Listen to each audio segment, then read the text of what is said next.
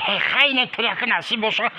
از یکم بریم خمو علی عبدالله رو میبینیم با نصیب باشه ایتا تو میخویم ایتا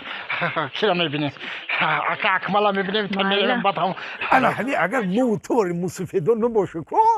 ای جوان ای کجا یاد میگیرن که چقدر رفتار کردن در کار تاغری میگه آخی میگه جان تاغری میگه جان نصیحت کردن نمیشه میخوای همین رفتار کنه انا مو خیل خودت کار کنی و یا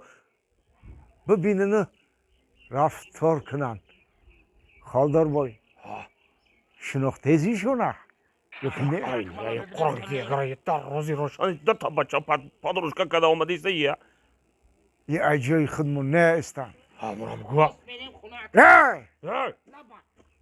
ایجی بیایه جا بیا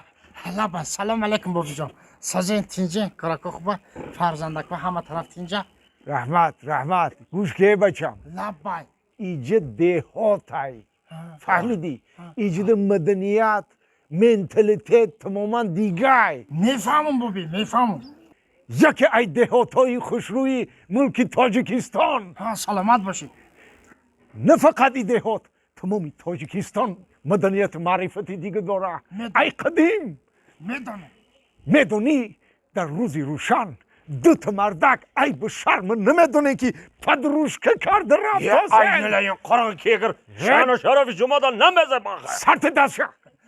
ایجا یوروپ نیست ایجا تاجیکستان ای آخه شما بابا جانا در حقی پاتم برو ای آیله ما استغفر الله میردن جان لبای زب شرمنده شدیم دا مرد ایزان فرق نمیکنی ای نلایی مخلی